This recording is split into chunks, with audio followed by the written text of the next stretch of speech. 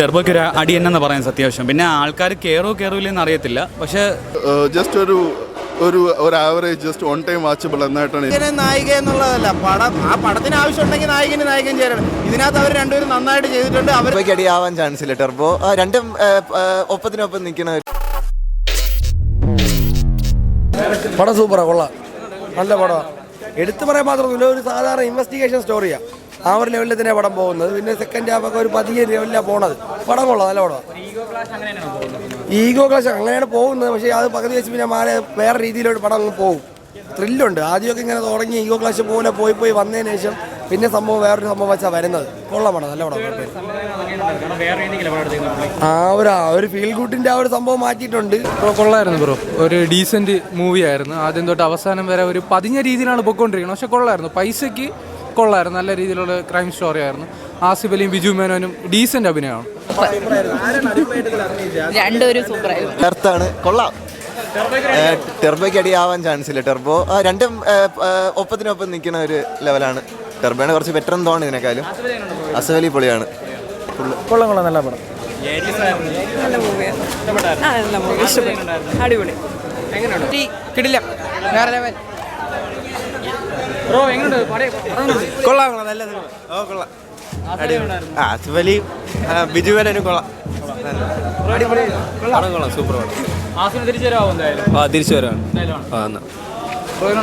കൊള്ളാം, അടിപൊളിയാണ്, കൊള്ളാം, ഇഷ്ടപ്പെട്ടു. നല്ല സിനിമയാണ്, കൊള്ളാം. എടുത്തു പറയാൻ എന്തെങ്കിലും ഒരു ത്രില്ലർ കുഴപ്പമില്ല, കാണാൻ കൊള്ളാം. നൈസ് പടം തന്നെ. കൊള്ളാം ബ്രോ, നല്ല പടം. എടുത്തു പറയാനായിട്ട് ത്രില്ലറാ പടം. കൊള്ളാം. അല്ല, നായിക എന്നുള്ളതല്ല, പടത്തിന് ആവശ്യമുണ്ടെങ്കിൽ നായകൻ ചേരണം. ഇതിനകത്ത് അവർ രണ്ടുപേരും നന്നായിട്ട് ചെയ്തിട്ടുണ്ട്. അവർ തമ്മിലുള്ള കോൺഫ്ലിക്ട്സും ബാക്കി കാര്യങ്ങളും ഒക്കെ വർക്കൗട്ട് ആയിട്ടുണ്ട്. നന്നായിട്ട് നല്ല രീതിയിൽ എനിക്ക് ആവശ്യമുണ്ടെങ്കിൽ സ്ത്രീകൾ കാണും. അതിനകത്തുണ്ട് പ്രാധാന്യമുണ്ട്. ഉണ്ട് പ്രാധാന്യമുണ്ട്. സ്ത്രീ കഥാപാത്രങ്ങൾക്ക് പ്രാധാന്യമുണ്ട്, കഥയ്ക്ക് പ്രാധാന്യമുണ്ട്. നല്ല BGM ആണ്, നല്ല വർക്കാണ്. അതിന് അത്യാവശ്യം നല്ല രീതിയിൽ ചെയ്തിട്ടുണ്ട്.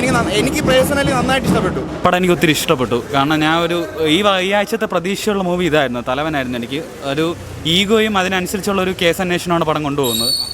ബിജു മേനോനാണെങ്കിലും ആസിഫ് അലി ആണെങ്കിലും അവരുടെ കരിയറിൽ ഏറ്റവും നല്ല ബെസ്റ്റ് പെർഫോമൻസ് തന്നെ കാഴ്ചവെച്ചിട്ടുള്ള ഡയലോഗ് ഡെലിവറിയൊക്കെ ഭയങ്കരമായിട്ട് ഇഷ്ടപ്പെട്ടു. അത്യാവശ്യം ഒരു ഗൂസ് ബംസ് ഉള്ള സാധനമായിട്ട് ഫീൽ ചെയ്തിട്ടുണ്ട്. പിന്നെ ജിസ്റ്റോയിൻ്റെ രണ്ടെണ്ണം ഈ ഇടയ്ക്ക് പാളിപ്പോയി കയ്യിൽ നിന്ന്. പക്ഷേ അതൊക്കെ ഒരു തിരിച്ചു വരവെന്ന് തന്നെ പറയാം. പിന്നെ ആസിഫ് അലീൻ്റെ തിരിച്ചുവരവാണ്. എല്ലാം കൊണ്ടൊരു നല്ലൊരു ഇൻവെസ്റ്റിഗേഷൻ മൂവി കണ്ട ഒരു ഫീലുണ്ട്. എനിക്ക് വലിയ ബോറായിട്ടൊന്നും ഫീൽ ചെയ്തിട്ടില്ല പടം. ടെർബോയ്ക്ക് ഒരു അടി എന്നെന്ന് പറയാൻ അത്യാവശ്യം. പിന്നെ ആൾക്കാർ കയറില്ലെന്ന് അറിയത്തില്ല. പക്ഷേ പോയി കാണേണ്ട ഒരു മൂവി തന്നെയാണ്. തലവൻ എന്നെ സംബന്ധിച്ചിട്ട് ജസ്റ്റ് ഒരു average just one time watchable എന്നായിട്ടാണ് എനിക്ക് തോന്നിയത്. നല്ലൊരു രീതിയിൽ പ്ലോട്ട് വർക്കൗട്ട് എടുക്കാം. കഥയാണ് പ്രശ്നം. കാരണം മറ്റവരെല്ലാം ഇപ്പോൾ ആസിഫ് അലി ആയിരുന്നാലും ബിജു മേനോൻ ആയിരുന്നാലും അവരുടെ രീതിയിൽ നിന്ന് മികച്ച രീതിയിലുള്ള ഒരു പെർഫോമൻസ് തന്നെയാണ് കാഴ്ചവെച്ചിട്ടുള്ളത്. പക്ഷേ ഒരു സംഭാഷണവും കഥയും കുറച്ചുകൂടെ ഒന്ന് ക്രിസ്പാക്കി ഒന്നുകൂടെ ഒന്ന് ടൈറ്റാക്കി എടുത്തിരുന്നെങ്കിൽ നല്ല രീതിയിൽ വർക്കൗട്ട് ആവും എന്നെനിക്ക് തോന്നി.